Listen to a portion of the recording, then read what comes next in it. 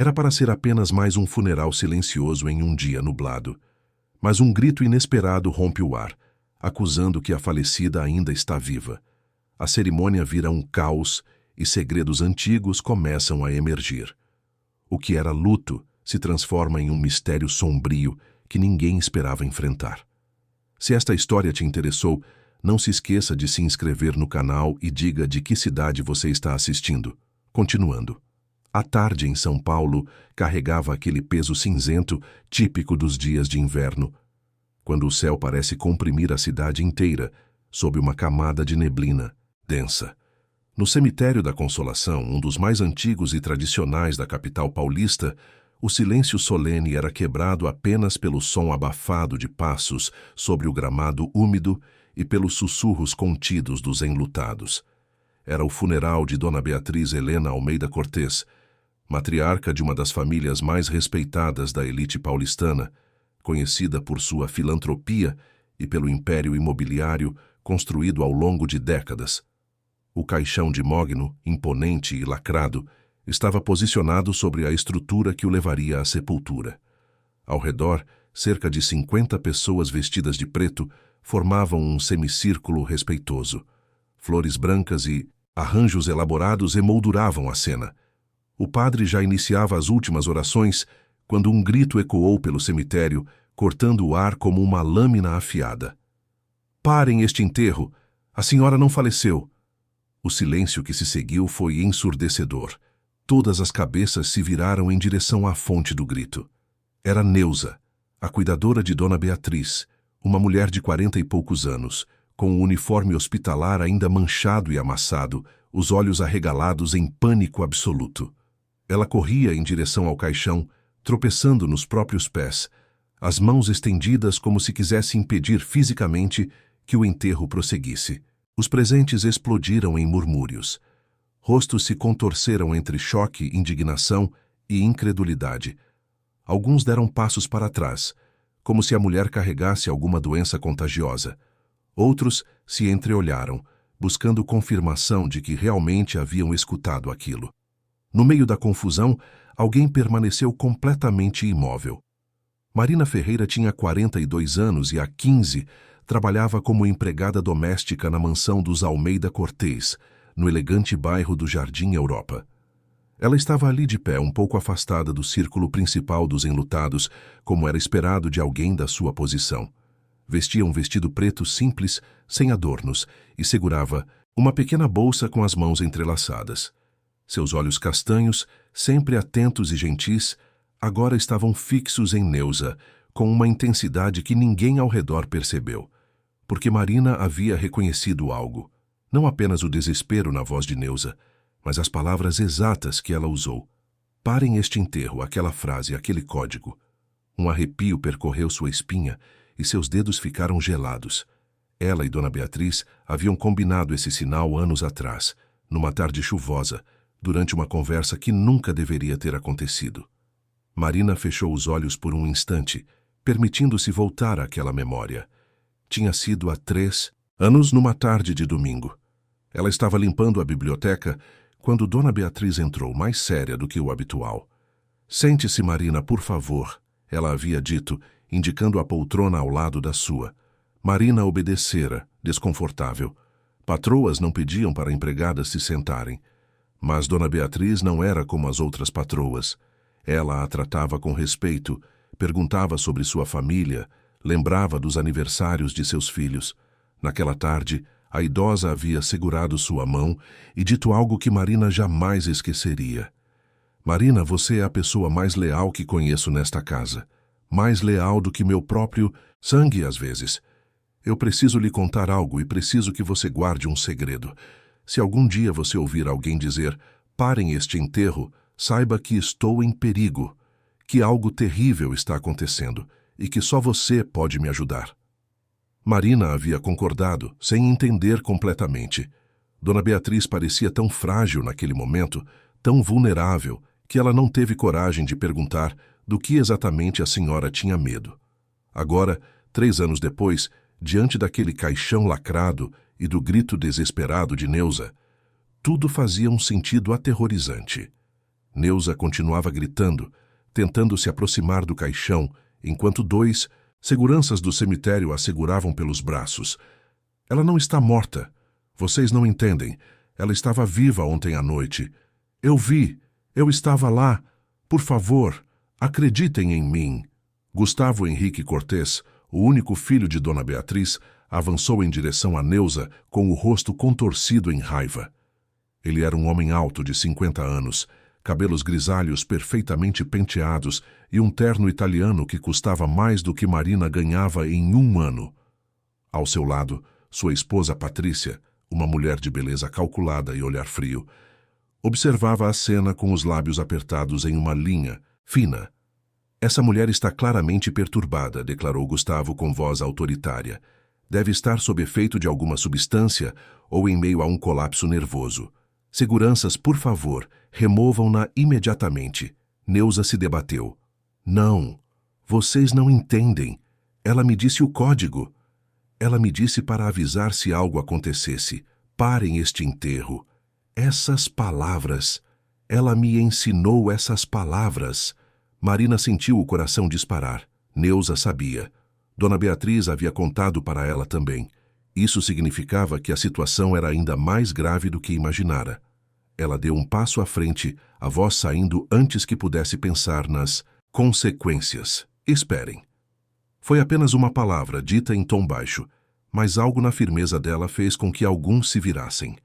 Gustavo a olhou como se acabasse de notar sua presença pela primeira vez. Marina, não é? A empregada de minha mãe. O tom era de desprezo mal disfarçado. Marina engoliu em seco, mas manteve a postura ereta. Ela conhecia seu lugar, mas também conhecia a verdade. E naquele momento, a verdade era mais importante do que qualquer convenção social. Senhor Gustavo, eu conheço essa frase. A senhora Beatriz me disse para prestar atenção se algum dia alguém a usasse. Ela disse que era um sinal de perigo. O silêncio que se seguiu foi absoluto. Até os pássaros pareceram parar de cantar. Gustavo e Patrícia trocaram um olhar rápido, quase imperceptível, mas Marina o captou. Havia algo ali. Alguma coisa que eles não queriam que viesse à tona. Patrícia deu um passo à frente, seu sorriso ensaiado e condescendente. Querida, entendo que você tinha afeição por Dona Beatriz, mas minha sogra era uma mulher idosa com muitos problemas de saúde. Ela dizia muitas coisas nos últimos meses, confundia a realidade com fantasia. Você não pode levar tudo ao pé da letra. Marina sentiu a raiva ferver por dentro. Ela não confundia nada, respondeu, e sua voz saiu mais forte do que pretendia. A senhora Beatriz tinha a mente mais lúcida que eu já vi. Ela me disse isso há 3 anos, quando ainda estava perfeitamente saudável. Gustavo deu um passo ameaçador em sua direção. Você está esquecendo seu lugar, Marina. Esta é uma cerimônia privada. Se não consegue se comportar adequadamente, sugiro que se retire. Antes que Marina pudesse responder, uma nova voz cortou o ar. Era o Dr. Osvaldo Marques, advogado da família há mais de 20 anos, um homem de 60 e poucos anos, cabelos brancos e uma postura que inspirava confiança. Ele havia estado observando tudo em silêncio, mas agora se aproximava com passos lentos e deliberados. Gustavo, acho que devemos ouvir o que essas mulheres têm a dizer. Osvaldo, pelo amor de Deus, começou Gustavo, mas o advogado levantou a mão. Conheci Beatriz por décadas. Ela era uma mulher extremamente cautelosa e preocupada com sua segurança, especialmente nos últimos anos. Se ela criou códigos de emergência com suas funcionárias, tinha motivos para isso. E dados os acontecimentos recentes que envolvem o testamento e a distribuição dos bens, acho prudente investigarmos antes de prosseguir. O testamento, pensou Marina. Claro. Dona Beatriz havia mencionado que estava fazendo mudanças significativas. Havia dito que estava cansada da ganância que via ao seu redor, que queria ter certeza de que seu legado seria usado para o bem. Será que Gustavo sabia dessas mudanças? Neuza, que havia sido liberada pelos seguranças, mas permanecia sob vigilância, aproveitou o momento. Por favor, Dr. Osvaldo, ela implorou, a voz embargada. Eu sei como isso soa. Eu sei que parece loucura. Mas a senhora Beatriz me disse que se algo acontecesse com ela de forma repentina, Eu deveria usar essas palavras exatas. Ela disse que havia pessoas em quem eu poderia confiar se usasse esse código, e uma delas era Marina. Todos os olhares se voltaram para Marina novamente. Ela sentiu o peso da responsabilidade esmagar seus ombros. Dona Beatriz havia confiado nela. Havia escolhido ela, uma simples empregada doméstica, para ser sua guardiã em caso de perigo. E agora, esse momento havia chegado. É verdade, confirmou Marina, a voz firme apesar do medo. A senhora Beatriz me disse a mesma coisa. Ela tinha medo de algo. Não me disse exatamente do que, mas deixou claro que, se eu ouvisse essas palavras, deveria agir. Dr. Osvaldo olhou para o caixão lacrado e depois para Gustavo. Desde quando a senhora Beatriz adoeceu? Gustavo hesitou. Ela teve uma queda há 2 semanas. Bateu a cabeça. Ficou desorientada. E por que o caixão está lacrado? Por respeito, interveio Patrícia rapidamente. Ela tinha ferimentos. Não queríamos que as pessoas se lembrassem dela assim. Osvaldo não pareceu convencido. Onde está o atestado de óbito? Quem foi o médico responsável? Um médico particular, respondeu Gustavo com irritação crescente. Tudo foi feito conforme a lei. Então não haverá problema em apresentar a documentação, disse Osvaldo calmamente. E considerando as circunstâncias incomuns, sugiro que abramos o caixão para confirmar a identidade e o estado do corpo antes de prosseguirmos. Gustavo empalideceu visivelmente. Isso é um absurdo, um desrespeito com minha mãe, ou uma precaução necessária, retrucou Osvaldo. Gustavo, se não há nada a esconder, qual é o problema? O silêncio que se seguiu foi carregado de tensão. Marina observou Gustavo e Patrícia trocarem olhares novamente, e desta vez viu algo que a aterrorizou. Pânico. Pânico verdadeiro. O que eles haviam feito? Antes que alguém pudesse responder, Neuza desmoronou. Caiu de joelhos no chão úmido, as mãos cobrindo o rosto, e começou a soluçar incontrolavelmente. Eu não aguento mais, ela gritou entre lágrimas. Eu não aguento carregar isso sozinha. Ela está viva, ou estava. Eu não sei mais. Mas não está nesse caixão. Eu juro por tudo que é sagrado, ela não está nesse caixão. O cemitério explodiu em vozes. Alguns exigiam que Neuza fosse removida, outros queriam que o caixão fosse aberto. Dr. Osvaldo tentava acalmar os ânimos enquanto puxava o celular para fazer uma ligação.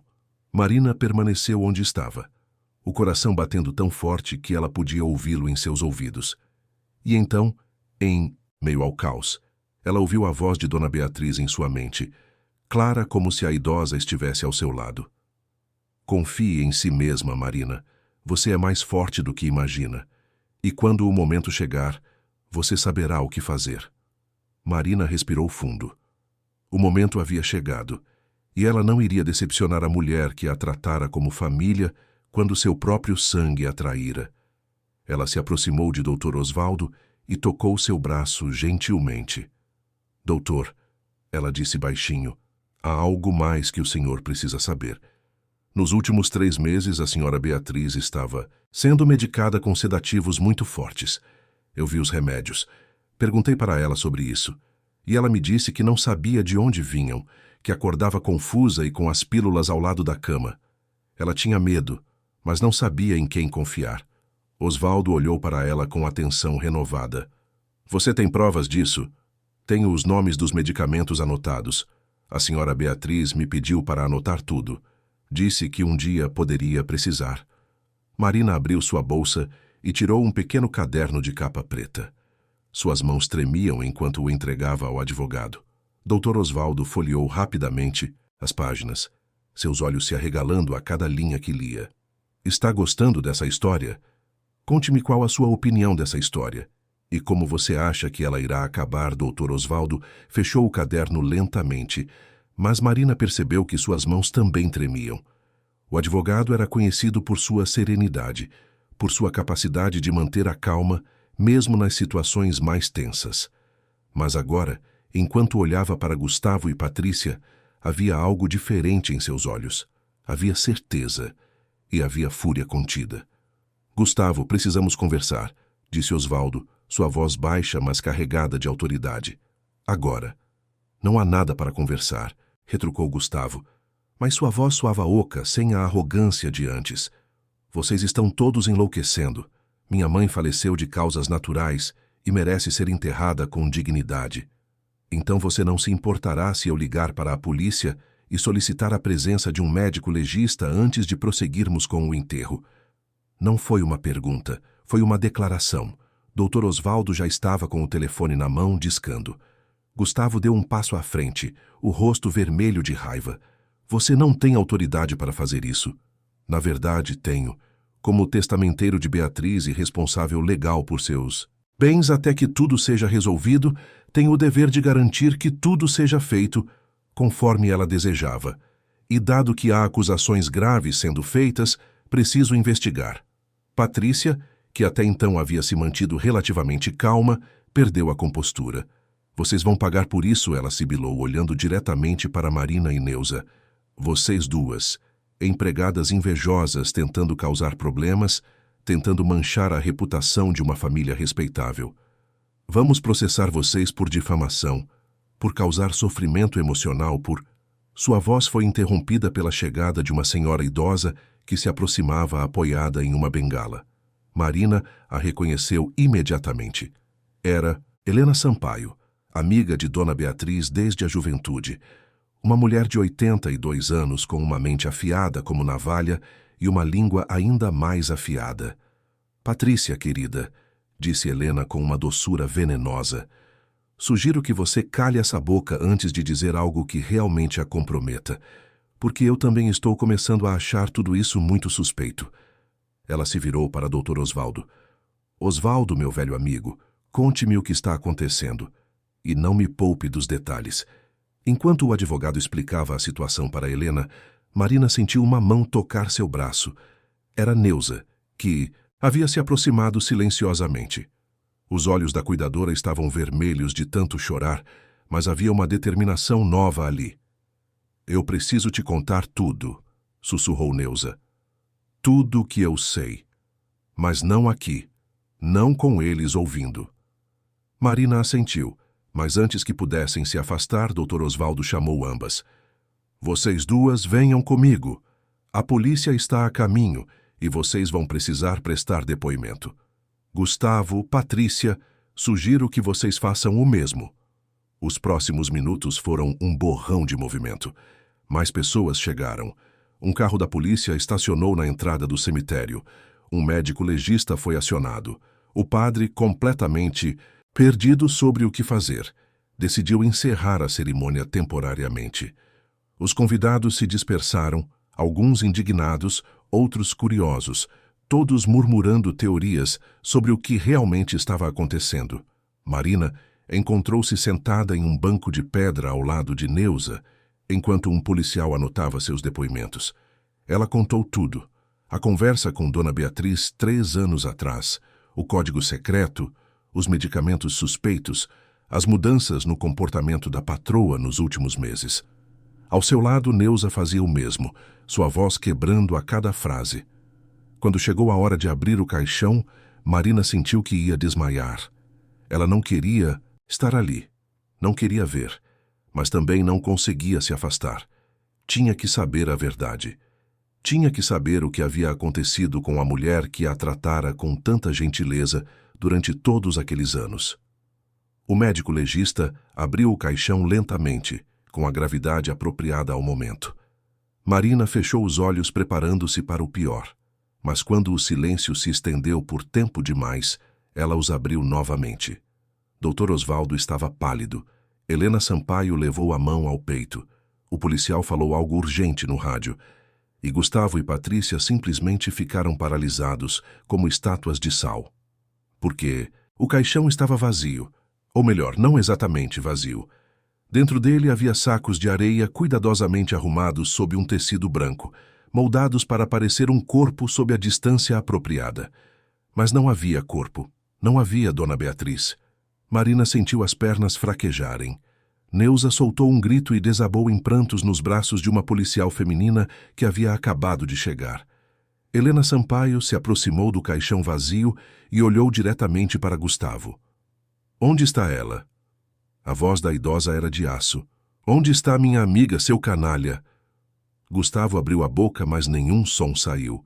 Patrícia, ao seu lado, começou a recuar lentamente, mas outro policial bloqueou sua saída. A máscara de sofisticação e controle havia caído completamente. Restava apenas o pânico nu e cru. O delegado que havia assumido o comando da cena se aproximou do casal. Senhor Gustavo Cortês, senhora Patrícia Cortês, vocês vão ter que nos acompanhar à delegacia para prestar esclarecimentos. E sugiro fortemente que comecem a cooperar, porque a situação de vocês acabou de ficar extremamente complicada. Não sabemos de nada, disse Patrícia apressadamente. Alguém deve ter trocado o corpo. Alguém está tentando nos incriminar. Então, quem assinou o atestado de óbito? Questionou o delegado. Quem foi o médico responsável? Um médico particular, repetiu Gustavo, mas sua voz soava desesperada agora. Doutor Roberto Silva. Ele é quem cuidava de minha mãe. Nome completo, CRM, endereço, pediu o delegado, acenando para outro policial anotar. Enquanto Gustavo gaguejava informações, Marina sentiu Neuza puxar sua manga. Ela se afastou discretamente com a cuidadora, aproveitando que todos estavam focados no casal. Marina, sussurrou Neuza, olhando ao redor para ter certeza de que ninguém estava ouvindo. Eu sei onde ela está, ou onde estava na última vez que a vi. O coração de Marina disparou. Onde a fazenda? A antiga fazenda da família, nas colinas de Atibaia. Eu o segui na noite que disseram que ela tinha morrido. Vi eles levando ela para lá. Ela estava viva, Marina. Confusa, sedada, mas viva. Eu tentei ajudar, eu juro que tentei, mas eles me ameaçaram. Disseram que se eu contasse para alguém, me matariam também. Por que você não foi à polícia imediatamente? Neuza baixou os olhos envergonhada. Eu tive medo. Sou apenas uma cuidadora. Eles são ricos, poderosos. Quem acreditaria em mim? Mas então eu pensei na frase. No código que a senhora Beatriz tinha me ensinado. E percebi que tinha que fazer alguma coisa, mesmo que significasse arriscar minha própria vida. Marina segurou as mãos de Neuza. Você fez a coisa certa. E agora vamos terminar o que começamos. Vamos contar isso ao delegado. Elas se aproximaram do grupo e Marina chamou a atenção do delegado. Ele se virou impaciente. O que é agora? A cuidadora sabe onde a senhora Beatriz pode estar. Todos os olhares se voltaram para Neuza. O delegado se aproximou rapidamente. Fale. Neuza respirou fundo e contou tudo. A fazenda em Atibaia, a noite em que viu Gustavo e Patrícia levando, Dona Beatriz sedada, as ameaças que recebeu. À medida que falava, o rosto de Gustavo ia ficando cada vez mais pálido. Patrícia tentou correr, mas foi contida por 2 policiais. Vocês estão presos, declarou o delegado. Suspeita de sequestro, cárcere privado, falsificação de documentos e tentativa de homicídio.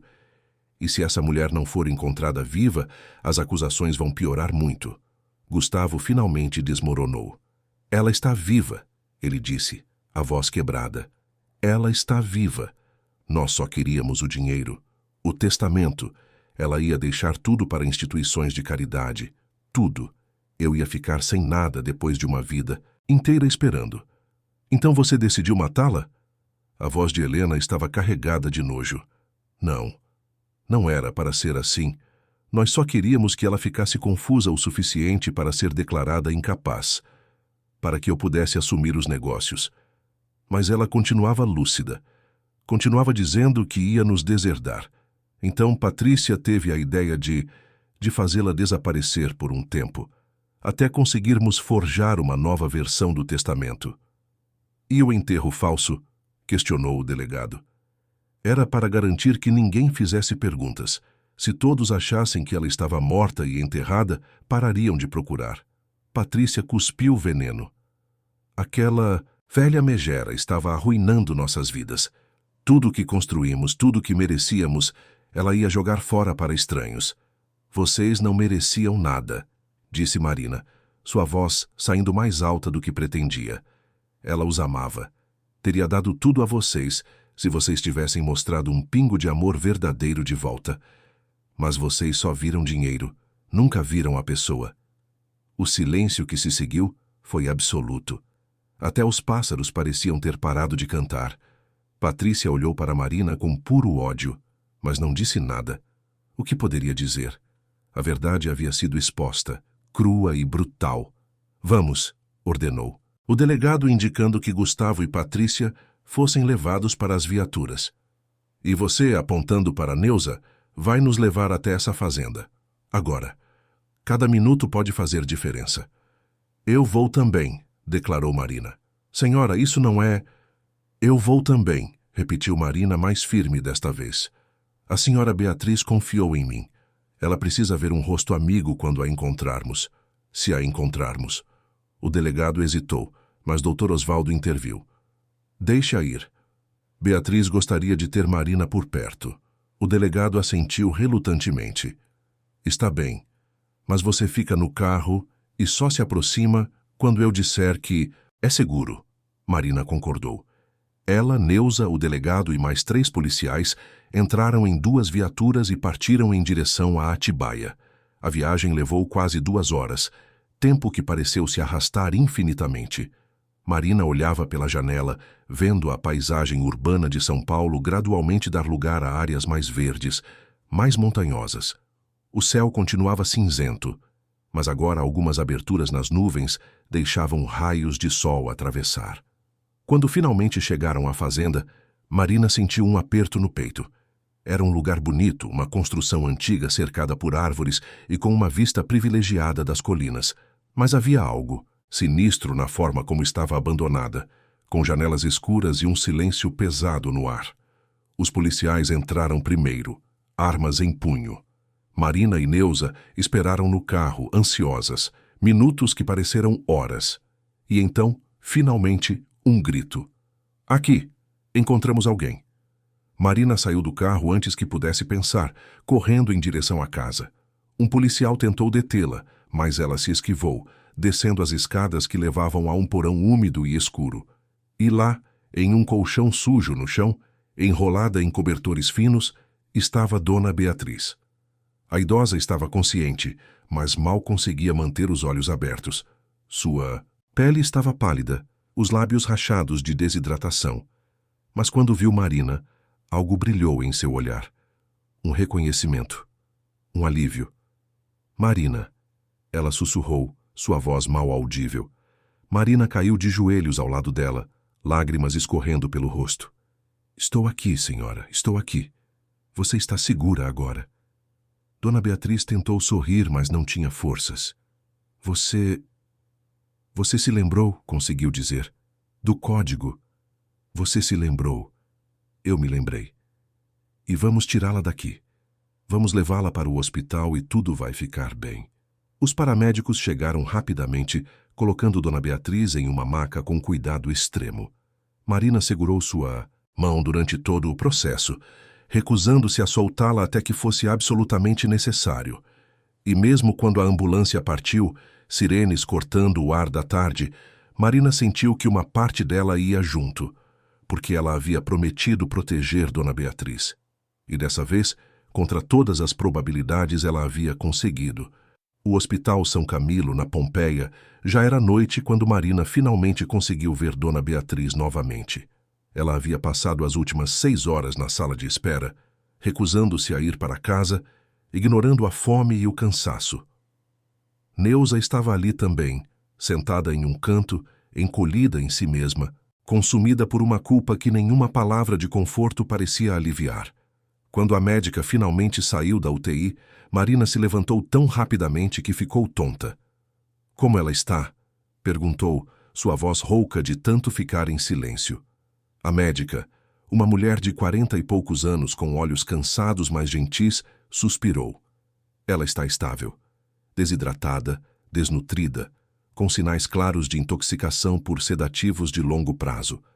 Mas está viva e consciente. Vai precisar de tempo para se recuperar completamente, mas o prognóstico é bom. Marina sentiu as pernas fraquejarem de alívio. Posso vê-la? Por alguns minutos. Ela precisa descansar. A UTI era um lugar de luzes suaves e sons mecânicos, Um mundo à parte onde a vida se equilibrava em uma corda bamba. Dona Beatriz estava em uma cama próxima à janela, conectada a monitores e soros. Seus olhos estavam fechados, mas quando Marina se aproximou e tocou gentilmente sua mão, eles se abriram. Minha querida Marina, disse Dona Beatriz, sua voz fraca, mas clara. Você salvou minha vida. Marina não conseguiu conter as lágrimas. A senhora salvou a minha primeiro. Quando me deu trabalho, quando tratou meus filhos como se fossem seus netos. Quando me ensinou a ler melhor para que eu pudesse ajudá-los com a lição de casa. A senhora me deu dignidade quando o mundo só me oferecia desprezo. Dona Beatriz apertou sua mão com a pouca força que tinha. Eu sempre soube que você era especial, desde o primeiro dia. Você tem um coração puro, Marina, e um coração puro é a coisa mais rara neste mundo. Elas ficaram em silêncio por um momento, apenas segurando as mãos, compartilhando uma conexão que ia além das palavras. Finalmente, Dona Beatriz falou novamente. Meu filho, Gustavo, ele realmente fez isso comigo? Marina não sabia como responder. Como você diz para uma mãe que seu filho tentou matá-la? Como você quebra um coração que já foi tão despedaçado? Ele está confuso, senhora. Ele e Patrícia. Eles ficaram obcecados com dinheiro e poder, mas vão pagar pelo que fizeram. A justiça vai ser feita. Dona Beatriz fechou os olhos e uma lágrima solitária escorreu pelo seu rosto enrugado. Eu criei um monstro. Dei-lhe tudo, e em troca ele me deu traição. A senhora não criou nada. As escolhas dele são dele. A senhora só mostrou amor. E se ele não conseguiu retribuir, a culpa é dele, não sua. Dona Beatriz abriu os olhos novamente, e havia uma nova determinação ali. Marina, preciso que você me faça uma promessa. Qualquer coisa, senhora. Quando eu sair daqui, quando eu estiver forte novamente, vou mudar tudo. Vou usar minha fortuna, meu nome, minha influência, para criar algo que realmente importe. Uma fundação. Um lugar onde pessoas como você, pessoas boas e honestas que são invisíveis para o mundo, possam encontrar apoio e oportunidades. E quero que você trabalhe comigo, não como empregada, mas como parceira, como amiga. Marina ficou sem palavras. Sua mente não conseguia processar o que estava ouvindo. Ela, uma empregada doméstica sem educação formal, sendo convidada para trabalhar ao lado de uma das mulheres mais ricas de São Paulo? Eu não sei se estou qualificada para... Você é qualificada pelo que importa, interrompeu Dona Beatriz. Você tem integridade, tem compaixão, tem coragem. Essas são as qualificações que realmente contam. O resto a gente aprende. Antes que Marina pudesse responder, uma enfermeira entrou discretamente. Desculpe, mas a paciente precisa descansar agora. Marina assentiu e se levantou, mas Dona Beatriz ainda segurava sua mão. Obrigada, sussurrou a idosa, por acreditar em mim quando ninguém mais acreditou. Sempre vou acreditar na senhora. Sempre. Marina saiu da UTI com o coração mais leve do que estava há semanas. Encontrou o Dr. Osvaldo na sala de espera, conversando com o delegado que havia liderado a operação. Ambos se viraram quando ela se aproximou. Como ela está? Perguntou Osvaldo. Vai se recuperar. Ela é mais forte do que parece. O delegado acenou com a cabeça. Isso é um alívio e também uma boa notícia para o caso. Com ela consciente e capaz de testemunhar, vamos ter evidências muito mais sólidas contra Gustavo e Patrícia. Eles vão ser condenados? Perguntou Marina. Com as provas que temos? Com certeza, tentativa de homicídio, sequestro, cárcere privado, fraude documental. Eles vão passar um bom tempo na prisão. Marina deveria sentir satisfação com isso, mas tudo o que sentia era tristeza. Tristeza por Dona Beatriz, que teria que viver com a dor de saber que seu próprio filho havia tentado matá-la. Tristeza por Gustavo, que havia jogado fora a chance de ter uma mãe maravilhosa em troca de dinheiro que ele nem precisava. Tristeza pelo desperdício de tudo isso. Nas semanas que se seguiram, a história se espalhou como fogo em palha seca. A mídia a adorou. Rica matriarca quase enterrada, viva pelo próprio filho. Era o tipo de história que vendia jornais e gerava cliques. Marina se viu no centro de uma tempestade de atenção que ela nunca quis. Repórteres acamparam na porta de sua casa modesta no Capão Redondo. Ofereceram dinheiro por entrevistas exclusivas. Queriam transformá-la em heroína. Mas Marina recusou todas as ofertas. Ela não havia feito aquilo por fama ou dinheiro. Havia feito por amor, por lealdade, porque era a coisa certa a fazer. Dona Beatriz teve alta depois de 3 semanas. Marina estava lá no dia, junto com o Dr. Osvaldo, Helena Sampaio e um punhado de outras pessoas que realmente se importavam com a idosa. Não havia familiares. Gustavo e Patrícia estavam presos aguardando julgamento. Outros parentes distantes haviam mostrado suas verdadeiras cores nas semanas anteriores, ligando apenas para perguntar sobre a herança, sobre o que aconteceria com o dinheiro. A primeira coisa que Dona Beatriz fez ao sair do hospital foi visitar Neuza. A cuidadora estava em liberdade, mas enfrentando um processo por negligência e por não ter relatado o crime imediatamente. Ela estava morando com a irmã, consumida por uma depressão profunda. Quando Dona Beatriz chegou, Neuza não conseguia nem olhar para ela. Eu sinto muito, ela repetia entre soluços. Eu sinto tanto. Eu deveria ter feito mais, deveria ter sido mais corajosa. Dona Beatriz se sentou ao lado dela e segurou suas mãos. Você tinha medo. É humano ter medo. Mas quando importou, quando realmente contou, você encontrou sua coragem. Você gritou aquele código no cemitério sabendo que poderia ser punida, humilhada, ignorada. Mas você fez assim mesmo. Isso é coragem de verdade. Neuza finalmente olhou para ela. Como a senhora consegue me perdoar? Porque eu entendo. Eu sei o que é ter medo de pessoas mais poderosas. Eu sei o que é sentir que sua voz não importa. Mas sua voz importou, Neuza. Sua voz me salvou. Elas choraram juntas, 2 mulheres que haviam sido consideradas insignificantes pelo mundo, mas que haviam se provado mais fortes do que qualquer um poderia imaginar. 2 meses depois, a fundação foi oficialmente inaugurada. Instituto Beatriz Almeida para a Proteção e Dignidade de Idosos. Um prédio moderno no bairro da Vila Mariana, com salas de orientação jurídica, assistência social, grupos de apoio e uma linha direta para denúncias de abusos. Marina estava lá no dia da inauguração, vestida com um terno simples, mas elegante, que Dona Beatriz havia insistido em comprar para ela. Você é a diretora executiva agora. Dona Beatriz havia dito com um sorriso. Precisa se vestir adequadamente. Diretora executiva. Marina ainda não conseguia acreditar. Ela, que 3 meses atrás estava limpando banheiros e cozinhando para uma família que mal reconhecia sua existência, agora estava liderando uma organização que ajudaria milhares de pessoas. O discurso de inauguração foi dado por Dona Beatriz, e Marina ficou ao seu lado no palco, vendo a multidão que havia se reunido. Havia políticos, empresários, representantes de outras ONGs e também pessoas comuns, idosos que haviam sofrido abusos, cuidadores que precisavam de apoio, famílias em busca de orientação. Eu quase morri, começou Dona Beatriz, sua voz ecoando pelos alto-falantes. Fui traída por quem eu mais amava. Fui drogada, sequestrada e quase enterrada viva. Mas eu sobrevivi. E sabe por quê? Por causa de uma mulher que o mundo considerava invisível, uma empregada doméstica que ninguém achava que importava. Mas ela importava. Ela importa. E através deste instituto, vamos provar que todos importam. Os aplausos foram ensurdecedores. Marina sentiu lágrimas correrem pelo seu rosto, mas pela primeira vez em muito tempo, eram lágrimas de alegria.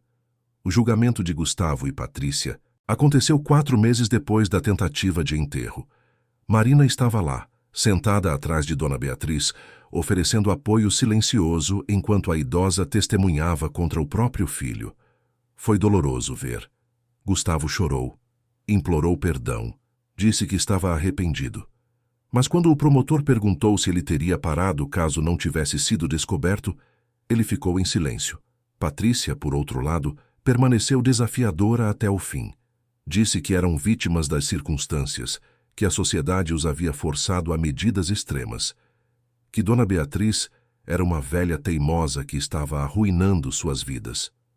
Seu próprio advogado parecia constrangido com sua defesa. O veredito foi unânime. Gustavo recebeu 12 anos de prisão. Patrícia, 15. A audiência explodiu em murmúrios. Dona Beatriz permaneceu impassível, mas Marina viu suas mãos tremerem enquanto segurava o lenço. Depois, do lado de fora do tribunal, repórteres cercaram Dona Beatriz. "Como a senhora se sente?" gritavam. "Vai perdoar seu filho? O que vai fazer agora?" Dona Beatriz parou e olhou diretamente para as câmeras. "Eu sinto tristeza. Tristeza pelo desperdício de potencial, pelo desperdício de amor. Mas também sinto esperança, porque descobri que a família de verdade não é definida por sangue, mas por lealdade, por amor incondicional, por estar presente quando mais importa. E eu tenho uma família que me salvou, uma família que eu escolhi." Ela olhou para Marina, que estava ao seu lado, e sorriu. "Esta é minha filha, não pela biologia, mas pelo coração, e estou mais orgulhosa dela do que jamais estive de qualquer conquista minha." Marina não conseguiu segurar as lágrimas. Abraçou Dona Beatriz ali mesmo, na frente das câmeras, na frente do mundo inteiro, e naquele momento ela entendeu algo fundamental. O amor verdadeiro não vem com garantias. Não vem com sangue compartilhado ou papéis assinados. Vem com escolhas. Com a escolha de estar presente, de acreditar, de lutar. E ela e Dona Beatriz haviam feito essa escolha uma pela outra. 3 anos se passaram desde aquela tarde cinzenta no cemitério da Consolação. 3 anos desde que um grito desesperado mudou o destino de tantas vidas. O Instituto Beatriz Almeida para a Proteção e Dignidade de Idosos havia se tornado uma referência nacional, com filiais em 5 estados e planos de expansão para muito mais. Milhares de idosos haviam sido ajudados. Centenas de casos de abuso foram denunciados e resolvidos. E a sociedade brasileira começava lentamente a mudar sua forma de enxergar e tratar seus mais velhos. Marina acordou cedo naquela manhã de sábado. O apartamento em Pinheiros ainda parecia surreal para ela. 3 quartos, uma vista bonita, um bairro seguro onde seus filhos podiam brincar na rua sem medo. Ela ainda se pegava, às vezes, acordando no meio da noite, convencida de que tudo era um sonho e que logo estaria de volta à sua casa de 2 cômodos no Capão Redondo. Mas não era sonho. Era real. Tão real quanto o diploma emoldurado na parede da sala, certificando que Marina Ferreira havia completado um curso de administração de ONGs. Tão real quanto a foto ao lado do diploma, mostrando ela e Dona Beatriz cortando a fita na inauguração da 3ª filial do Instituto em Belo Horizonte. Seus filhos, Rafael de 15 anos e Júlia de 12, ainda dormiam. Marina preparou café, sentou-se à mesa da cozinha e abriu o jornal. Na seção de política, uma matéria chamou sua atenção. Era sobre uma nova lei que estava sendo votada no Congresso, uma lei que tornaria obrigatória a criação de comitês de proteção ao idoso em todos os municípios brasileiros com mais de 50 mil habitantes. No final da matéria, havia uma menção ao Instituto Beatriz Almeida como um dos principais defensores da legislação. Marina sorriu. Eles estavam fazendo diferença. Realmente fazendo diferença. Seu telefone tocou. Era Dona Beatriz, agora com 84 anos, mas com uma energia que fazia inveja a muitos jovens. "Bom dia, minha querida. Não se esqueceu de hoje, né?" "Como eu poderia esquecer?" respondeu Marina com carinho. "Estarei aí em 1 hora. Hoje era um dia especial. Não apenas por ser sábado, mas porque era o aniversário de 3 anos da fundação. E mais importante, era o dia em que receberiam a visita de Neuza, que havia acabado de sair da prisão depois de cumprir sua pena reduzida por bom comportamento e colaboração com a justiça. Marina chegou à sede do Instituto às 9 da manhã. O prédio estava decorado com balões e faixas. Voluntários já estavam preparando as mesas para o almoço especial que seria servido aos assistidos. Dona Beatriz estava no jardim interno, supervisionando o trabalho do jardineiro, o mesmo senhor Antônio que havia trabalhado na mansão do Jardim Europa e agora cuidava com amor das plantas do Instituto. "Ele está bem?" perguntou Marina, referindo-se ao novo canteiro de rosas que estavam plantando. Senhor Antônio sorriu, suas mãos ainda firmes apesar dos 72 anos. Perfeito, Dona Marina. Estas rosas vão florescer lindas, pode acreditar. Dona Beatriz abraçou Marina. Hoje é um dia importante, ela disse, não só pela comemoração, mas pelo que ela representa. 3 anos de reconstrução. 3 anos provando que é possível transformar dor em propósito. E provando que a senhora é mais forte do que qualquer tentativa de destruí-la. Nós somos mais fortes, corrigiu Dona Beatriz, porque nada disso teria sido possível se você não tivesse tido coragem de acreditar em mim. Às 11 da manhã, um táxi parou em frente ao instituto. De lá saiu Neuza, mais magra, com o cabelo mais branco, mas com algo diferente nos olhos. Havia uma paz ali que não existia antes, uma aceitação, uma redenção conquistada com muito sofrimento. Marina correu para abraçá-la. Neuza começou a chorar antes mesmo de dizer qualquer palavra. Eu não achei que vocês realmente me receberiam de volta, ela conseguiu dizer entre soluços. Depois de tudo que aconteceu, depois de como eu falhei. Você não falhou, disse Dona Beatriz, aproximando-se devagar com a ajuda de sua elegante bengala. Você teve medo, e quando encontrou coragem, usou-a. É isso que importa. Neuza caiu de joelhos, chorando ainda mais forte. Dona Beatriz se abaixou com alguma dificuldade e colocou as mãos no rosto dela. Levante-se, minha querida. Você já se ajoelhou demais. Agora é hora de andar de cabeça erguida. A festa de aniversário foi emocionante.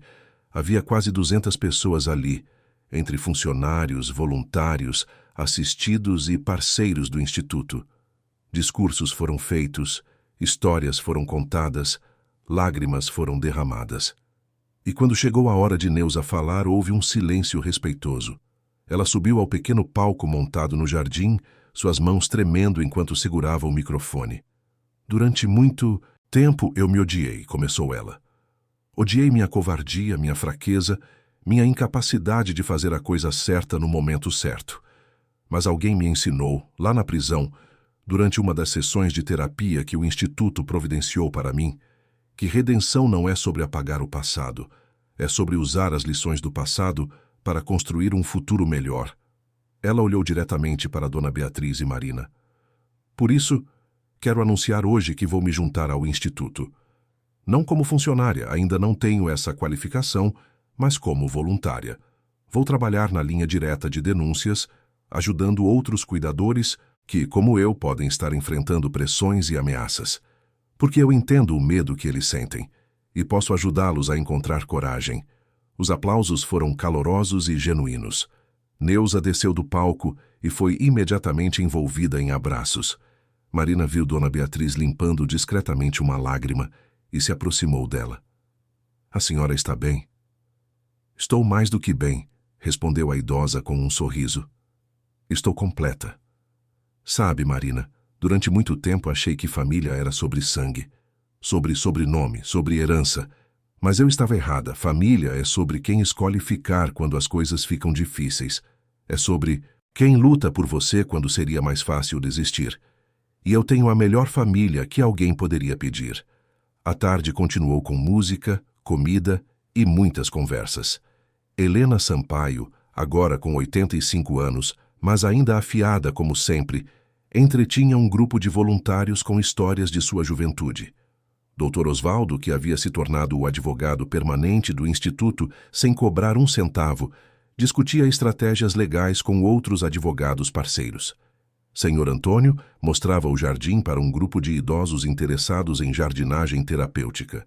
Quando o sol começou a se pôr, pintando o céu de São Paulo, com tons de laranja e rosa, Marina se encontrou sozinha no jardim por um momento. Ela olhou ao redor para toda aquela vida, toda aquela alegria, todo aquele propósito, e se permitiu sentir orgulho.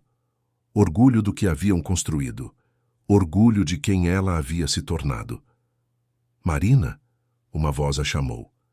Era Rafael, seu filho, que havia chegado há pouco com Júlia. Mãe, a senhora Beatriz quer fazer um brinde. Marina sorriu e seguiu o filho de volta para dentro. Todos estavam reunidos na sala principal, taças de champanhe ou suco nas mãos. Dona Beatriz estava no centro, radiante mesmo, com sua idade avançada. Quero fazer um brinde, ela anunciou, sua voz ainda firme e clara. Mas não um brinde à sobrevivência, embora eu certamente tenha sobrevivido. E não um brinde ao sucesso, embora este instituto seja mais bem-sucedido do que jamais sonhei. Quero fazer um brinde às pessoas invisíveis, aquelas que o mundo ignora, que a sociedade descarta, mas que carregam dentro de si uma força incrível. Marina, você era invisível. Neuza, você era invisível. Senhor Antônio, você era invisível. Mas vocês mudaram o mundo, mudaram a minha vida. E através deste instituto, vão mudar milhões de outras vidas. Ela ergueu sua taça. Então brindo a vocês, aos invisíveis que se tornaram impossíveis de ignorar, aos que provaram que coragem não precisa gritar para ser ouvida, e ao amor verdadeiro que não conhece barreiras de classe, idade ou expectativa social. Todos ergueram suas taças. Aos invisíveis, ecoou pelo salão. Naquela noite, depois que todos foram embora, Marina e Dona Beatriz ficaram sentadas no jardim, apenas apreciando o silêncio confortável da companhia uma da outra. As estrelas começavam a aparecer no céu, lutando contra a poluição luminosa da cidade. Sabe o que eu penso às vezes? Disse Dona Beatriz suavemente. Penso que tudo aconteceu exatamente como deveria acontecer. Marina a olhou surpresa. Mesmo a parte ruim? Mesmo o que Gustavo e Patrícia fizeram? Mesmo isso? Porque me ensinou algo essencial. Me ensinou que o amor verdadeiro não pode ser comprado ou herdado. Tem que ser escolhido, cultivado, nutrido. Gustavo era meu filho de sangue, mas você é minha filha de coração. E o coração sempre vence.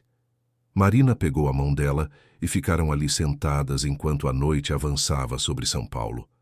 Duas mulheres que o destino havia unido de forma improvável, mas que agora eram inseparáveis.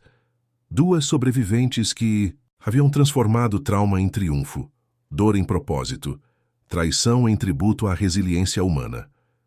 Anos mais tarde, quando Dona Beatriz finalmente partiu aos 90 anos, foi cercada por aqueles que realmente a amavam.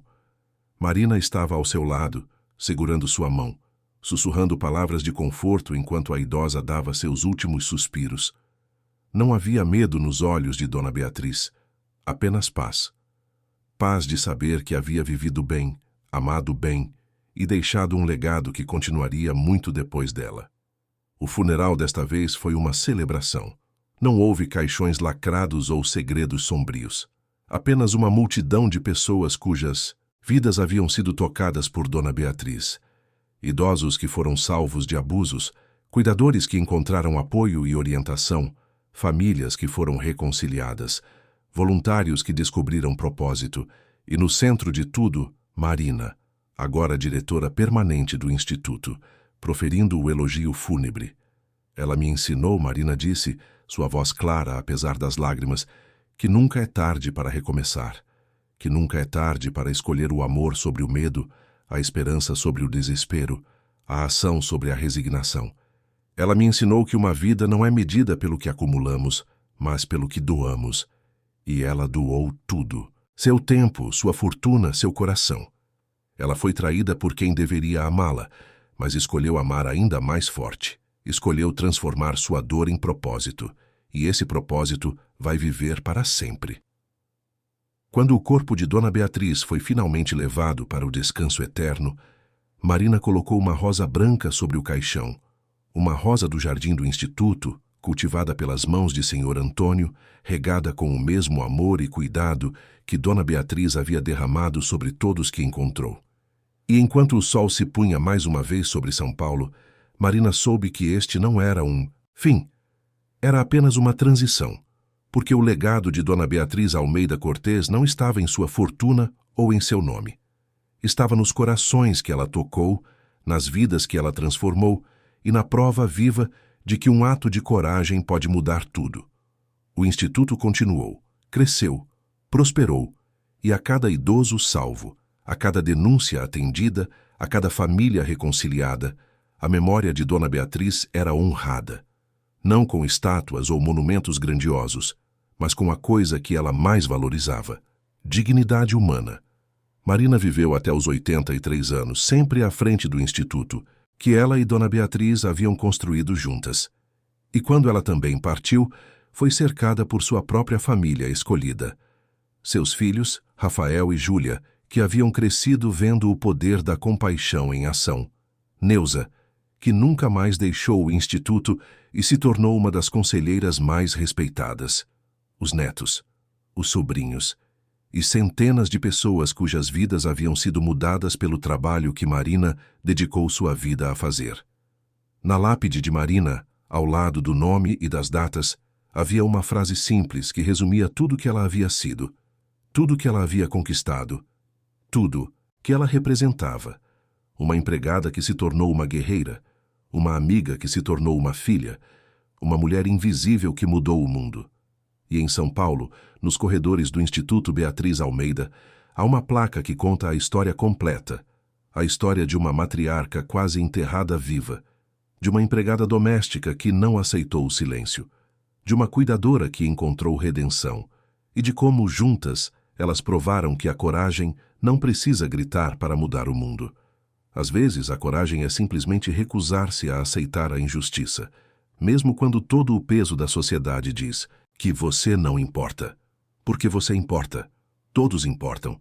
E essa é a lição que Beatriz, Marina e Neuza deixaram para o mundo. Fim da história. Queridos ouvintes, esperamos que a história de Dona Beatriz e Marina tenha tocado profundamente o seu coração. Se você se emocionou com essa jornada de coragem, lealdade e amor incondicional, deixe seu like, inscreva-se no canal e conte nos comentários o que mais te marcou nesta história. Qual momento fez você refletir sobre a importância de valorizar as pessoas ao nosso redor? Todos os dias trazemos histórias intensas como essa, que revelam o lado mais profundo e verdadeiro da alma humana, histórias que nos lembram da força que existe dentro de cada um de nós, quando escolhemos fazer o que é certo. Te esperamos no próximo episódio, onde mais uma história incrível será revelada. Muito obrigada por nos acompanhar até aqui.